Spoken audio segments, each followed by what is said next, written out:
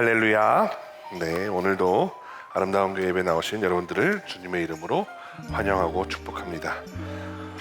민족의 명절 추석입니다. 추석은 여름 동안의 농사일을 끝내고 수확을 앞둔 시기라고 합니다. 저도 여러 가지로 찾아보다가 이번에 처음 알았는데 수확을 하고 나서가 아니라 수확을 앞두고서 그동안 아껴 먹던 곡물들을 모두 꺼내서 떡을 만들어 먹기도 하고 성묘를 하기도 하고 그러는 명절이라고 합니다.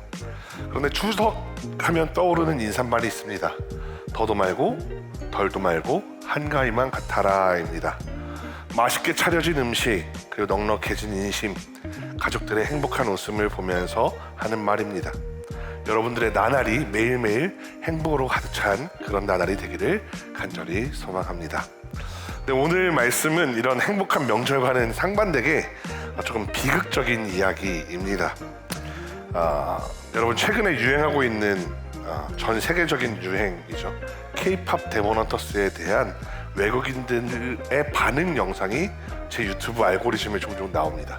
이런 영상입니다. 네, 가장 하이라이트가 되는 장면에서 외국인들이 눈물을 흘리거나 심지어 영화관에서 단체 관람을 하다가 다 같이 막 소리를 지르면서 오열하는 그런 장면들을 보게 되는 경우들이 있었습니다. 이런 영상들을 몇 번 이제 보다 보니까 그 다음에 또 저한테 뜬 알고리즘의 선택이 있었는데요. 바로 이런 장면이었습니다. 조성모의 두 노래죠. 투 헤븐과 아시나요라는 두 뮤직비디오를 외국인들한테 보여주고 나서 두 뮤직비디오 중에 어떤 게 더 슬프냐 하는 내용이었습니다. 두 뮤직비디오가 다 이제 드라마타이즈 형태로 스토리가 있는 그런 뮤직비디오인데 엄청난 비극으로 끝나는 그런 뮤직비디오였습니다. 제가 이런 것들을 보다 보니까 현대 서양인들은 그렇게 막 해피엔딩을 좀 좋아하고 비극을 별로 좋아하지 않나 보다 하는 생각이 들었습니다. 그런데 사실 인생에는 해피엔딩만 있는 건 아니겠죠. 단순하게 결말이 슬픈 새드 엔딩을 이야기하려는 것이 아니고요. 슬픈 결말을 넘어서 등장인물들이 파멸하거나 핍박하거나 고통 속에서 고뇌하는 것들을 다 통틀어서 비극이라는 장르로 말합니다. 사실 우리나라만 비극을 좋아하는 것 같지만 사실 그렇지는 않아요. 왜냐하면 타이타닉이라는 영화가 그랬고요. 로미오와 줄리엣이라는 연극도 그랬고요. 햄릿, 오셀로 같은 셰익스피어의 작품들도 비극입니다. 가장 오래된 문학 작품 중에 하나 오이디푸스 신화도 비극이죠. 물론 성경에도 비극이 있습니다. 가장 먼저 떠오르는 것은 당연하게도 예수님의 십자가 사건입니다. 제가 준비한 그림 두 개는 바흐의 마태 순환곡과 요한 순환곡입니다. 이 마태 순환곡과 요한 순환곡은 마태복음과 요한복음을 중심으로 그 본문들의 성경 말씀을 따와서 만든 음악 중심의 비극이라고 할 수 있습니다. 그런데 십자가의 기적의 순간은, 십자가의 그 비극의 순간은 또한 비극적이면서 동시에 우리의 구원의 순간이기 때문에 비극이라고만 말할 수는 없습니다. 또 성경에 떠오르는 비극, 다음 떠오르는 것이 무엇이 있을까 해보면 바로 삼손의 이야기입니다. 삼손의 이야기는 제가 다음 주에 자세하게 다루게 될 내용이긴 한데요.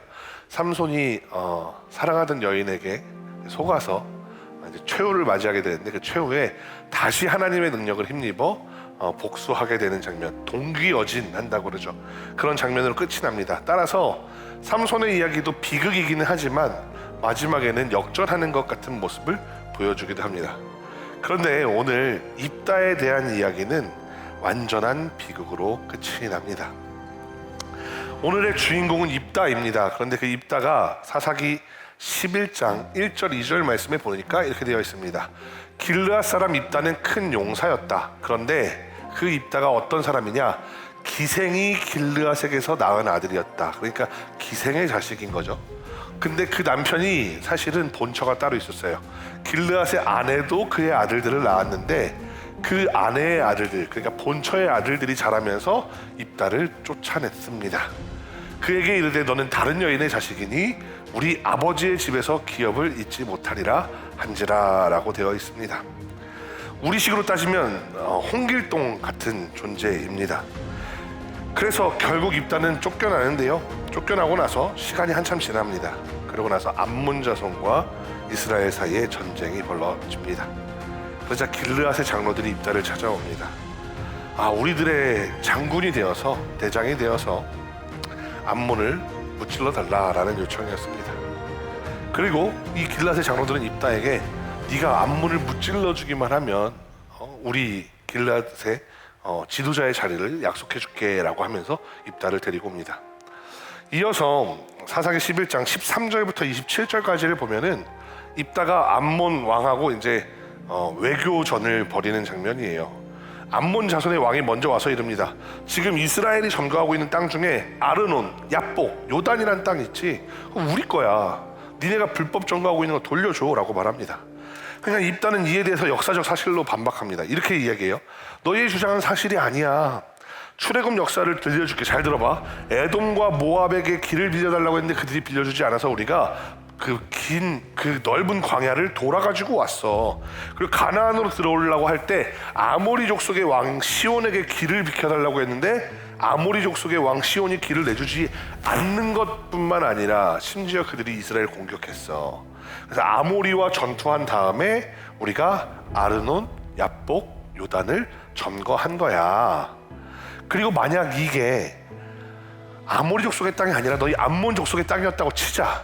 그렇다고 한들 벌써 300년이나 지났어. 300년이나 지난 것을 돌려달라고 하는 경우가 어딨니? 라고 말하는 겁니다. 이제 암몬 왕이 그 얘기를 듣고 이 협상이 잘 되면 좋은데 그 협상에 결렬이 돼버린 거예요. 이제 남은 것은 전쟁뿐이었습니다. 암몬 왕은 군대를 이끌고 쳐들어옵니다. 29절 말씀에 여호와의 영이 입다에게 임합니다. 전쟁에 나가기 전에 서원 기도를 합니다. 암몬 자손을 내게 넘겨주시면 내가 전쟁 끝내고 집에 들어갈 때 나의 집에서 제일 먼저 나와서 나를 환영하는 사람, 내가 그 사람을 번제물로 하나님께 드리겠습니다. 하나님이 이 입다의 기도를 들으셨는지 어떤지 모르겠지만 입다는 크게 승리합니다. 승리하는 게 어느 정도로 크게 승리하냐면 33절에 보면 아로엘에서부터 민닛에 이르기까지 이런데 이 지명은 우리가 잘 알지 못하더라도 무려 20개의 성읍을 함락시켰다라고 되어 있습니다. 함락시킨 성읍만 20개고요. 그 다음에 아벨과 그라밈까지 그들을 공격해 나갑니다. 결국 암몬은 이스라엘에게 항복하고 맙니다. 그리고 입다가 고향으로 돌아옵니다. 승전보를 가지고 개선장군처럼 위풍당당한 모습으로 돌아오는데 여기서 비극이 시작된 겁니다. 입다의 집에서 가장 먼저 입다를 마중 나온 사람이 있었는데 그게 바로 입다의 딸이었습니다. 입다의 딸이 소고치며 춤을 추며 아버지의 승리를 축하해 주었습니다. 그런데 어떻게 해요? 입다가 하나님께 약속했잖아요. 내가 내 집에서 가장 먼저 마중 나오는 사람 하나님께 번제물로 드리겠습니다. 입다는 무남 동료였습니다. 입다가 절망에 빠집니다. 그리고 그 딸에게 서원 기도했던 내용을 들려줍니다. 그러니까 입다의 딸이 아버지한테 이렇게 이야기하죠. 아빠, 그럼 나 2달만 시간 주세요. 내 친구들하고 처녀로 죽게 되는 것을 애곡하고 그 다음에 내가 가서 번제물로 하나님께 바쳐지도록 하겠습니다. 2달의 시간이 지난 후 실제 그 서원대로 실행이 됐고요.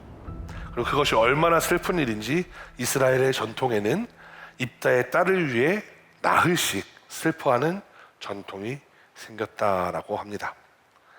많은 목사님들이 이 본문을 가지고 여러 가지로 설교합니다. 암몬을 이기게 하신 하나님에 대해서 설교하기도 하고요. 입다의 서원에 대해서 설교하는 경우가 특히 더 많습니다. 입다가 자신의 그 서원을 변개하지 않고 자신의 그 소원을 이루어드려 그 서원의 기도를 하나님께 그대로 실행했다라는 것을 믿음으로 이야기하기도 합니다. 심지어 입다의 딸의 믿음에 대해서 이야기하기도 합니다. 내가 약속한 것도 아니잖아요. 우리 아빠가 한 약속을 내가 지키기 위해서 노력했던 그 딸의 믿음을 칭찬하는 설교를 하는 경우도 있습니다. 저도 입다의 이야기를 대강은 알고 있었습니다. 자세히 이번에 설교를 준비하면서 한 3-4주 전부터 성경을 보다가 이상하다 하는 부분이 있기 전까지는 다른 목사님들의 설교 내용처럼 저도 입다의 믿음이 참 대단하다, 입다의 딸의 믿음이 참 대단하다 이런 생각을 했었습니다. 그런데 이번 성경을 읽다 보니까 정말 이상한 지점이 몇 군데가 있었습니다. 그것을 다시 한번 오늘 본문을 잘 짚어보면서 읽어보고자 합니다. 앞서 언급한 것처럼 입다는 정실 부인의 자식들이 못살게 굴어서 쫓겨난 사람이었습니다. 그 쫓겨난 나이가 몇 살인지는 나오지 않습니다. 하지만 이스라엘은 가부장적 사회였습니다. 특히 신앙에 관한 것은 아버지가 자식에게 가르치는 그런 사회였습니다. 따라서 입다는 제대로 된 신앙 교육을 받지 못했을 가능성이 매우 높습니다.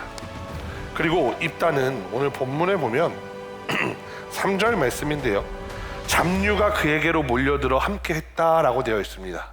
근데 이 잡류라는 표현을 바꾸어 생각해 보면 어중이 떠중이입니다. 조금 더 심하게 표현을 해보자면 뒷골목에 깡패들이 모여들었다라는 겁니다. 입다는 그 깡패들의 두목이 된 거죠. 이러한 상황이라면 입다는 신앙교육을 잘 받지 못했을 뿐만 아니라 이미 알고 있던 것이 있더라도 그것을 까먹을 가능성이 매우 높습니다. 맥락을 잘못 이해할 만한 가능성이 매우 높다는 겁니다. 저는 성경을 읽으면서 그런 이야기를 종종 해요. 하나님은 사람에게 환경의 지배를 받지 말고 이 환경을 변화시키라고 말했다고. 창세기 그런 표현이 나와요. 이 땅에 너네들이 지배를 당하라라고 말하지 않고 하나님이 사람들을 만드시고 나서 너희들이 이 땅을 정복하고 다스리라 라고 말씀하셨다라고 저는 생각을 하거든요. 그런데 왜냐하면 사람은 사실 그냥 두면 환경의 지배를 받기 마련이에요. 자신의 그 처한 환경에 따라서 그 사고의 수준이 갇히게 마련입니다. 근데 입다는 사실은 되게 불우한 환경 속에서 자랐습니다. 그런데 그런 입다에게 기회가 드디어 찾아온 겁니다. 장로들이 와서 싸워달라고 부탁합니다. 어쩌면 이 장로들은 입다를 이용하려고 들었을지도 모르겠습니다. 입다를 적당하게 이용해가지고 저 암문 자손을 무찌르고 난 다음에 적당하게 그냥 이 마을에서 살게 하면서 적당하게 대우해주면서 그러려고 했는지도 모릅니다. 그런데 입다 입장에서는 어떻습니까? 쫓겨났던 마을로 돌아갈 수 있는 것은 물론이고, 만약에 저 사람들이 그 누구도 찍소리 못할 만큼 큰 전공을 세운다면 정말로 주류사회에 편입되어서 정말로 이스라엘에 존경받는 그런 사람이 될 수 있다라고 생각하지 않겠습니까? 제가 이런 입다의 불우한 환경에 대해서 말하는 것은 13절에서 27절 말씀에서도 반복이 됩니다. 입다가 아까 23절에서 27절이 암몬 왕하고 외교전을 펼치는 장면이라고 말씀을 드렸습니다. 암몬 왕이 요구하는 아르논, 야복, 요단에 대해서 이스라엘이 그것을 차지하는 정당성에 대해서 말하고 있는데요. 근데 이 입다가 디테일을 틀리는 겁니다. 24절 말씀에서 입다가 이렇게 말합니다. 내 신 그모스가 내게 준 땅을 너는 차지하고 있지 않느냐라고 말합니다. 근데 암몬의 신은 그모스가 아닙니다. 밀곰입니다. 혹은 몰렉이라고 합니다. 그런데 그모스는 모압의 신입니다. 어쩌면 암몬과 모압도 제대로 구별하지 못하는 상황이었을 수도 있습니다. 물론 일부러 이걸 틀리게 말하면서 상대를 모욕하는 것일 수도 있겠습니다. 이런 부분은 또 있습니다. 26절에 300년 동안 이스라엘이 다스렸다라고 말합니다. 그런데 이것은 사실이 아닙니다. 이스라엘이 아까 이야기했던 아르논, 야복, 요단을 차지하고 입다의 시대까지 흘러온 시간은 일반적으로 사람들이 생각할 때 150년, 아무리 길게 잡아도 200년이 채 되지 않았습니다. 바꾸어 말하면 입다는 어깨 너머로 들었던 이야기들 중에 가장 신나는 이야기, 특히나 이스라엘이 광야를 횡단하고 가나안을 정복하는 이야기들을 어깨 너머로 들어서 그냥 어렴풋이 알고 있었고 제대로 공부하지 못했다라는 이야기입니다. 제가 이 부분을 강조하는 이유가 하나 있는데요, 바로 레위기 5장 말씀 때문입니다. 레위기 5장에 보면 이런 게 있습니다. 레위기 5장 4절 말씀인데요, 만일 누구든지 입술로 맹세하여 악한 일이든지 선한 일이든지 하리라고 함부로 말하면, 그 사람이 함부로 말하여 맹세한 것이 무엇이든지 그가 깨닫지 못하다가 그것을 나중에라도 깨달았을 때, 이것을 물리고 싶을 때 그 사람이 허물이 있는 거야 라고 말합니다. 허물이 있는데 맹세를 절대 취소하면 안 돼가 아닙니다. 5장 6절에 보면 그 잘못으로 말미암아 여호와께 속죄제를 드리되 양떼의 암컷 어린 양이나 염소를 끌어다가 속죄제를 드릴 것이요 제사장은 그 허물을 속해 주어라 라고 말합니다. 그러니까 맹세를 했다가 내가 만약에 나 이 맹세 잘못했어 하면 제사장한테 가서 양을 하나님께 속죄제로 드리면서 이 맹세를 물을 수가 있다라는 거예요. 자, 입다가 전쟁을 치렀습니다. 근데 전쟁을 치를 때 너무 흥분한 상태여서 내가 제대로 알지도 못하면서 하나님께 서원합니다. 하나님, 제가 집에 돌아가서요, 가자마자 나를 마중 나오는 사람이 있으면 그 사람을 하나님께 번제물로 바치겠습니다. 돌아왔다가 깨닫는 거예요. 내가 잘못 맹세했구나. 그럼 취소할 수 있었어요. 심지어 이 규칙이 얼마나 섬세하냐면 이 레위기 전체를 제가 다 설명을 드릴 수는 없습니다. 그런데 이 레위기 전체를 쭉 보다 보면 이렇게 돼 있어요. 처음에 양이나 염소를 드리라고 해요. 근데 야, 니네가 만약에 양이나 염소를 드릴 형편이 안 되잖아. 그러면 산비둘기를 잡아다가 드려도 괜찮아. 만약에 집에 비둘기가 있는 사람은 집 비둘기를 가져다가 바쳐도 괜찮아 라고 말합니다. 그리고 나서 야, 비둘기를 잡으러 갈 형편이 안 되는 사람도 있을 거 아니에요. 그러면 이제 또 이렇게 이야기해요. 야, 비둘기 못 잡으러 가? 그럼 괜찮아. 그러면 곡식 가루를 조금 가져다가 바쳐도 괜찮아 라고 말합니다. 곡식 가루를 가져다가 바칠 때에도 어떻게 이야기하냐면 10분의 1 에바를 바치라고 말합니다. 이 에바가 약 22리터예요. 22리터인데 22리터를 바치라는 게 아니라 10분의 1 에바, 그러니까 2.2리터. 요즘에 우리 그 물 사면 그 한 병 정도 분량, 곡식 그만큼이라고 해봐 사실 정말 적은 양이에요. 그만큼만 니네가 갖다 바쳐도 이 맹세를 취소하고 그 허물에 대해서 용서받는 기도를 너희가 할 수 있어 라는 거예요. 자, 그런데 입다가 그 딸에게 야, 내가 이거 실수했어. 야, 레위기 말씀이 있네. 가서 우리 이 맹세 취소하자 하지 않는 겁니다. 한편으로는 교육을 받지 못해서 이걸 잘 몰랐을까 싶기도 합니다만 바꾸어 생각해 볼 수 있는 지점이 또 하나 있습니다. 뭐냐면은 바로 입다가 전쟁 때문에 너무 막 흥분해 있는 상태인 거예요. 바로 29절 말씀인데요. 29절에 이렇게 되어 있습니다. 이에 여호와의 영이 입다에게 임하시니 라고 되어 있습니다. 그런데 이 다음 말씀이 31절 말씀에서 서원을 하는 거예요. 자, 보세요. 29절에서 이미 여호와의 영이 임했습니다.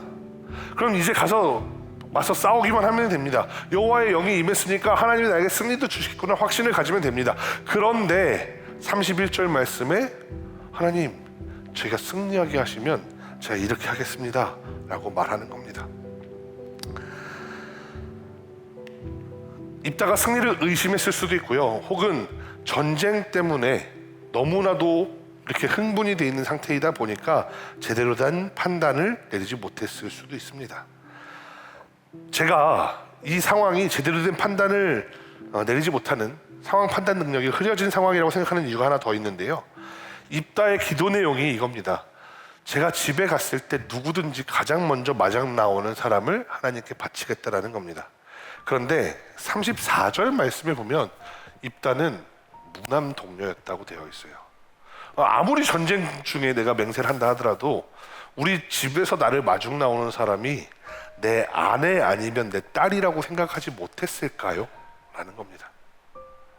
물론 요즘 한국 문화에서 농담처럼 아내분들이 남편들을 왼수라고 하고 남편들은 아내분들이 없으면 집에서 자유를 누린다라고 말하긴 하지만 아내가 아니라 딸이 아니라 아내가 나온다고 해서 입다가 그냥 기쁜 마음으로 아내를 하나님께 드렸을까요? 그렇다고 생각할 수는 없습니다. 그렇기 때문에 저는 판단이 매우 흐려진 상태였을 거라고 생각을 합니다. 물론 역사에는 자신의 가족들을 희생시켜서라도 자기의 야욕을 이루려는 사람들이 나옵니다만 오늘 말씀 후반부에 서로 슬퍼하고 힘들어하는 모습을 보면서 입다는 그런 야욕을 위해 자신의 딸을 바치려고 했던 사람은 아닌 걸로 생각이 듭니다. 만약에 입다가 집에 돌아왔는데 딸 앞에 강아지가 먼저 달려 나온다고 해봅시다. 그 강아지를 제물로 바치면 사람들이 인정해 줬을까요? 아니었을 겁니다. 만약에 입다의 집에 종이 하나 있어서 그 종이 입다를 맞이하러 나왔다고 쳐봅시다. 그 종을 바친다고 하면 사람들이 이해했을까요? 아니었을 겁니다. 특히나 그 종의 부모는 절대로 용납하지 못하겠죠. 그러니까 이 맹세를 하는 순간 이미 입다의 딸이나 입다의 아내가 죽임을 당하게 될 것은 자명한 사실인데 이 전쟁 상황에서 판단을 제대로 하지 못했던 겁니다. 물론 이후에 누군가 찾아왔을지도 모릅니다. 레위기 5장 이야기를 해주면서 야, 너 맹세했던 거 취소할 수 있어. 그렇게 안 해도 돼 라고 말해줬을지도 모릅니다. 그런데 그 맹세를 취소하면 결국에 어떻게 되냐? 손가락질 받는 거예요. 아버지 집에서 형제들에게 의해 쫓겨날 때처럼 결국에는 쟤는 자신의 맹세를 변개한 애라고 손가락질을 받게 되는 거예요. 나는 그렇게 해서 내 딸을 살릴 수 있을지 모르지만 이 딸은 평생 사람들한테 손가락질 받으면서 살아야 되는 거예요. 그러니까 실제로 그 맹세를 취소하는 율법을 선택하지 못하고 죽임을 선택할 수밖에 없다라는 겁니다. 왜 그랬을까요? 이건 사실 어쩌면 시스템의 문제일지도 모릅니다. 29절 말씀에 전쟁을 하려 했던 입다에게 여호와의 영이 임했습니다. 그런데 이 비극적인 상황에서 하나님은 어디 계셨을까요? 사실 하나님은 이미 완전한 시스템을 주셨습니다. 니네가 실수할 수도 있어. 입다처럼 이렇게 잘못된 맹세를 너희가 할 수도 있어. 야, 그거 취소할 수 있는 법도 내가 만들어줄게 해서 모세를 통해서 이 법을 주셨어요. 그런데 이 사람들이, 이 시스템이 그것을 용납하지 않는 겁니다. 권력 구조가 그들을 그대로 내버려 두지 않는 겁니다. 서원을 지켜도, 서원을 지키지 못해도 욕할 사람이 가득한 구조가 만들어져 있는 겁니다. 그래서 입다는 자신의 딸을 희생시킨 겁니다. 최근에 굉장히 논란이 되는 주제가 하나 있습니다. 출근 시간 논란이죠. 9시까지 출근이라면 몇 시에 출근하면 될까요? 라는 이런 논쟁인데요. 제가 쇼츠에서 검색을 해보니까 쇼츠가 제일 위에 뜨길래 몇 가지를 가져와 보았습니다. 여러분들은 어떻게 생각하십니까? 9시까지 출근 시간이라면 몇 시까지 회사에 도착해야 되나요? 한 8시 반까지 도착하면 됩니까? 혹시 그렇게 생각하시는 분 계신가요? 한 8시 한 45분은 어떠세요? 8시 50분은요? 8시 50분 계시고, 그럼 8시 55분은 어떠세요? 8시 55분, 네. 8시 59분은 어떠세요? 근데 저는 이 논란이 참 이상한 논란이라고 생각을 합니다. 왜냐하면 제가 본 영상들 중에 이런 이야기들이 있습니다. 저 충주맨이 다른 연예인에게 가수였나 봐요. 뭐 이렇게 설명을 해주는 장면인데요. 자, 9시 출근이라고 그러는데 내가 동사무소에 9시 서류를 떼러 가는데 옆에 공무원이 나랑 같이 들어가고 있으면 어떨 것 같아요? 라고 이야기를 합니다. 그래서 9시 출근인데 9시까지 들어가면 안 된다라고 설명을 해주는 겁니다. 그렇게 말하면 맞습니다. 근데 얘를 이렇게 한번 바꿔볼게요. 예를 들어서 여러분들이 요 아래 파리바게트에서 일하시는 파티쉐, 빵을 만드는 분이라고 한번 생각해 봅시다. 근데 출근이 9시예요. 근데 9시에 출근 시간인데 9시에 출근하자마자 빵이 땡 하고 나오느냐 하면 그렇지 않다는 거죠. 출근이 9시면은 빵이 나오는 시간은 아무리 빨라도 10시 반일 겁니다. 그죠? 그러니까 중요한 게 뭐냐면 출근 시간 따로 있고 영업 시간이 따로 있어야 되는 직종들이 있는 거예요. 그죠?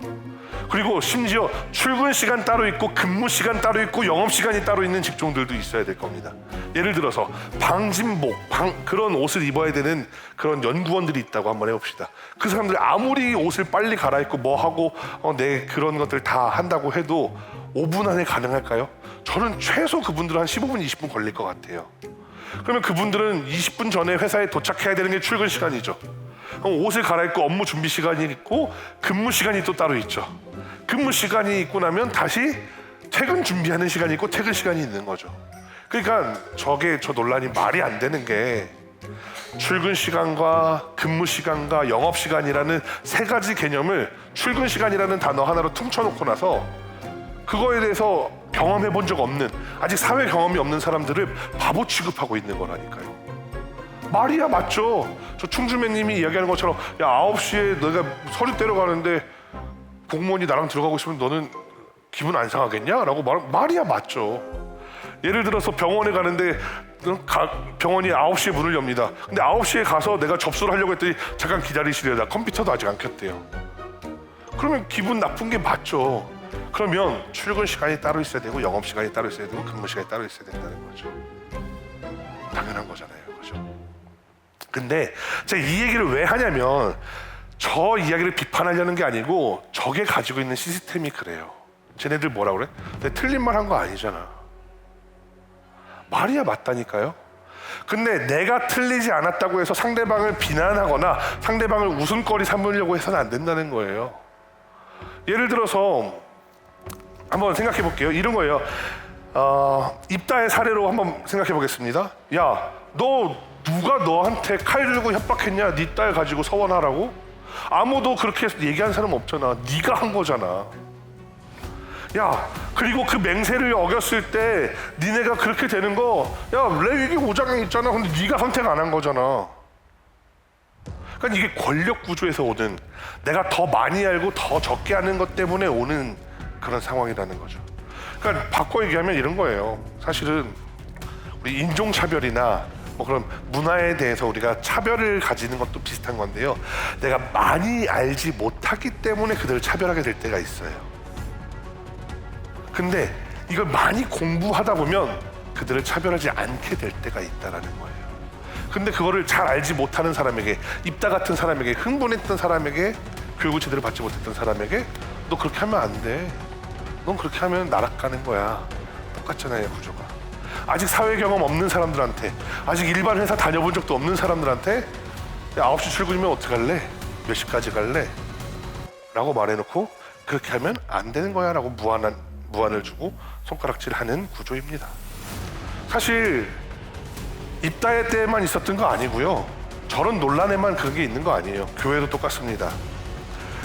한 교회에 어느 권사님이 있었습니다. 성격이 아주 강직하신 분, 꼬장꼬장한 그런 권사님이셨습니다.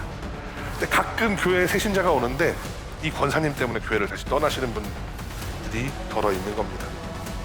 내막을 들여다보니 이런 겁니다. 새신자가 왔습니다. 아직 교회에 익숙하지 않는데, 뭐가 뭔지 잘 모르는데 그냥 교회에 오는 게 너무 좋았던 겁니다. 그런데 자기도 모르는 사이에 이제 교회 등록을 했으니까 교회에 있는 목사님들이 이 사람을 속회에도 올려놓고 여성교회도 이름을 올려놓은 거예요. 남성교회도 이름을 올려놓고. 그런데 속회에 돌아가면, 우리는 아직 그런 정도 시스템이 안 되지만 큰 교회들 가보면 식사 준비를 속회별로 돌아가면서 하시거든요. 그런데 이분이 하루는 식사를 하려고 맛있게 밥을 먹으려고 교회 줄을 서 있으면서 되게 감사한 마음으로, 야, 너무 감사하다. 교회 와서 예배 드리는 것도 너무 즐거운데 밥도 주시네. 너무 감사하다. 이렇게 있었는데 갑자기 이 꼬장꼬장한 권사님이 나타나서 니네 속회 저기 식사 단번인데 넌 여기서 서가지고 뭐해? 라고 하는 거예요. 그럼 이제 얼굴이 시뻘개지면서 무안해 하는 거죠. 아, 저 몰랐어요. 다음 주에 나타났습니다. 이렇게 또 식사를 하려고 이렇게 있는데 저기 한 무리 권사님들이 모여 있는 거예요. 근데 딱 오더니, 야, 너네 여성교회 지금 오늘 저기 모임 가지고 회비도 내야 되는데, 한 달에 5천씩 회비 내는데 너는 회비도 안 내고 뭐해? 이렇게 무안을 주는 거예요. 이제 주변에서 이제 그 권사님을 말리죠. 아유, 권사님 여기 새로 오셨잖아. 잘 몰라서 그러잖아. 이 권사님이 그러는 거야. 내가 뭐 틀린 말 했어? 틀리지 않죠. 입다를 압박하는 상황이 똑같아요. 야, 서원하라고 누가 그렇게 했냐? 누가 칼 들고 협박했냐? 아니야. 네가 한 맹세잖아. 네가 잘 알지도 못하고 네가 서원한 걸 누굴 탓해? 그냥 시스템이 만들어 놓은 그런 비극이에요. 이 시스템이 만들어지니까 이 시스템에 옳은 것을 선택하자고 하면서 생겨지는 비극이에요. 그러나 말의 논리가 틀리지 않았다고 해서 그 옳음이 꼭 하나님의 뜻이냐 하면 그렇지 않다라는 겁니다. 입다의 이야기는 성경 안에 가장 슬픈 비극 중에 하나입니다. 그런데 이 시스템으로 우리 교회를 한번 바라보았으면 좋겠습니다. 우리는 옳음을 선택하고 있습니까? 아니면 하나님의 마음을 선택하고 있습니까? 라는 겁니다. 제가 전에 사역하던 교회 담임 목사님이 그 얘기를 한번 해주신 적이 있어요. 하루는 교회에 이렇게 있는데 어떤 사람이 구걸하러 왔대요. 구걸하러 왔는데 구걸하러 오면은 그냥 의뢰 그렇듯이 500원짜리 하나, 1000원짜리 하나 이렇게 드렸다는 거예요. 근데 하루는 구걸하러 오신 분의 행색이 그냥 구걸하는 사람들하고 좀 다르더라 이거예요. 그래갖고 어떻게 오셨어요? 하고 이렇게 이야기를 하다 보니까 알고 보니까 그 사람이 뭐라고 그러냐면은 자기가 어떤 원로 목회자의 사모라고 말하는데 남편 목사님이 큰 병에 걸려서 병원을 가야 되는데 병원 갈 돈이 없어서 구걸하러 왔다는 거예요. 혹시 도움을 받을까 해서 왔다라고 하는 거예요. 그 목사님이 우리 원로 목사님 사모님 목회 열심히 하시고 이렇게 어려움 당하시면 안 되는데 하고 주머니에서 지갑을 꺼내서 자기가 가지고 있던 돈 전부 20만 원을 꺼내서 드렸다는 거예요. 근데 사모님이 와가지고 그 얘기를 했더니 사모님이 난리가 났다는 거예요. 애들 학원비도 없는데 개척교회 목사가 지갑에 돈 몇 푼 생겼다고 그거 사람들이 이렇게 퍼주면 어떡하냐고. 그리고 그 목사님이 그 다음에 드는 생각이 그거랬대요. 저 사람이 거짓말한 걸 수도 있다. 저 사람이 나한테 돈 얻으려고 거짓말한 걸 수도 있다. 근데 내가 한 사람 속아서 나 한 사람 손해 보더라도 하나님의 마음에 무엇이 더 와닿을까라는 것을 생각해 보면 우리는 판단의 기준을 바꿀 수 있다는 거죠. 특히나 아예 잘못된 것을 선택할 거냐 옳은 것을 선택할 거냐 이게 아니라 옳은 것, 그러나 옳은 것 중에서도 하나님의 마음을 선택할 수 있어야 된다는 겁니다. 레위기 5장을 보십시오. 사람들이 실수할 수 있는 것을 하나님은 다 예비해 두셨어요. 오늘 입다처럼 내가 흥분해서 전쟁 때문에 내가 흥분해서 야 하나님 내가 내 딸이라도 바치겠습니다 그렇게 만약에 서원했다가 그것을 되돌이키고 싶을 때 하나님은 다 방법을 마련해 놓으셨어요. 그런데 그 하나님을 선택하는 것이 아니라 이 사회의 시선을 선택할 수밖에 없었던 겁니다. 우리의 신앙을 되돌아보면 좋겠습니다. 우리는 다 각자가 자기가 옳다고 생각하는 대로 살아갑니다. 그런데 이 옳다고 생각한다, 각자가 자기가 옳다고 생각하는 대로 살아간다는 게 뭐냐면 바로 이 사사기의 시대 배경이에요. 사사기가 시작할 때 사람들이 왕이 없었고 선지자들이 없어가지고 각자가 옳다고 생각하는 그 기준을 만들어서 그대로 살아갔다라고 되어 있습니다. 그런데 레위기에 분명히 하나님의 마음이 적혀 있는데 니네가 혹시라도 실수해서 그랬을 때 이걸 되돌이킬 수 있는 방법을 내가 마련해 줄게 해서 레위기에 이게 있는데 이 입다의 시대는 그거를 선택할 수가 없는 거예요. 레위기 그럼 있으면 뭐합니까? 요즘에도 똑같습니다. 신앙생활을 하면서 다 자기 기준이 있어요. 다 자기 기준이 있어서 주일 성수는 이렇게 해야 돼, 예배는 어떻게 드려야 돼, 헌금은 어떻게 해야 돼, 뭐는 어떻게 해야 돼, 뭐는 어떻게 해야 돼, 뭐는 어떻게 해야 돼, 다 자기 기준이 있습니다. 근데 그 기준이 중요한 게 아니라 그 기준이 하나님의 마음에 맞느냐라는 것을 우리가 생각해 보아야 한다라는 겁니다. 만약에 이 당시의 사람들이 하나님의 마음을 기준으로 했다면 입다의 딸을 죽음으로 내몰았을까요? 아닙니다. 오늘날도 우리는 각자 옳다고 생각하는 대로 살아갑니다. 틀린 말 때문에 입다의 딸이 죽어간 것이 아닙니다. 하나님의 마음을 놓친 데에서부터 비극이 시작되었던 겁니다. 그러므로 신앙의 기준은 언제나 옳고 그름이 아니라 하나님의 마음이어야 한다는 겁니다. 오늘 말씀을 들은 우리도 옳고 그름만 중요하게 생각하는 것이 아니라 하나님의 마음을 꼭 붙드는 여러분들이 되기를 간절히 소망합니다. 기도하겠습니다.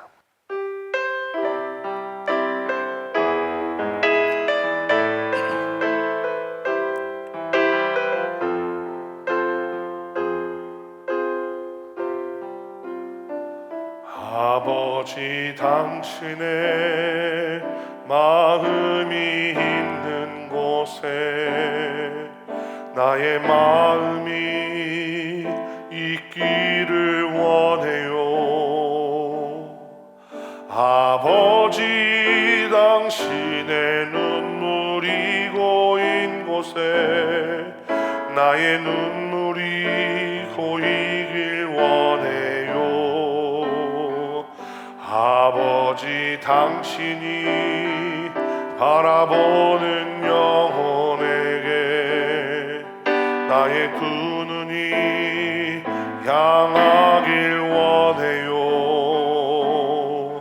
아버지, 당신이 울고 있는 어두운 땅에 나의 두 발이 향하길 원해요.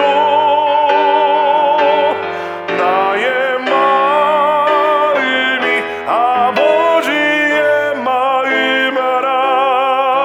내 모든 뜻 아버지의 뜻이 될 수 있기를 나의 온몸이 아버지의 마음 알아. 내 모든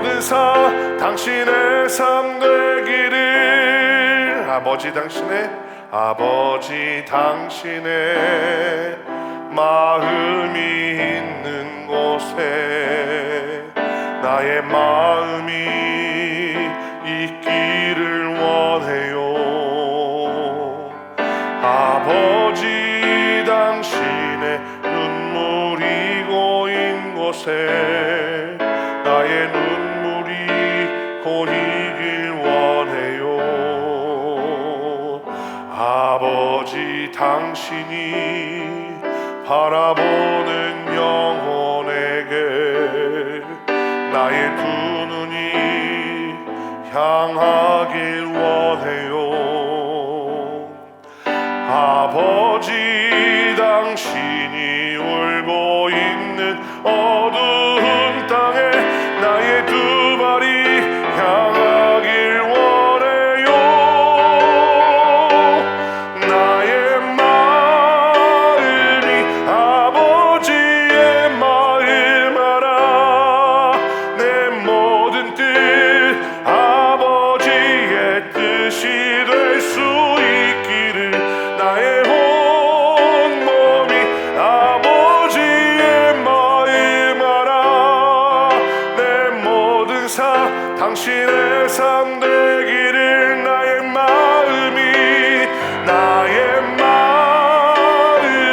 아버지의 마음 알아.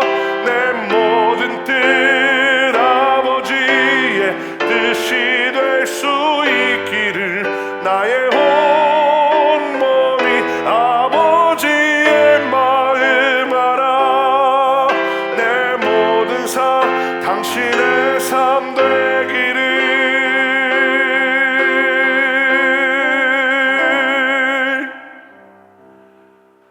이제는 우리 주 예수 그리스도의 구속의 은혜와 하늘아버지의 그 크신 사랑하심과 성령님의 감화감동 교통하심의 역사가 오늘 말씀 듣고 하나님의 마음을 기준으로 살아가기로 결단한 우리 모든 삶의 걸음걸음마다 이제부터 영원토록 함께 하시기를 간절히 축원하옵나이다. 아멘.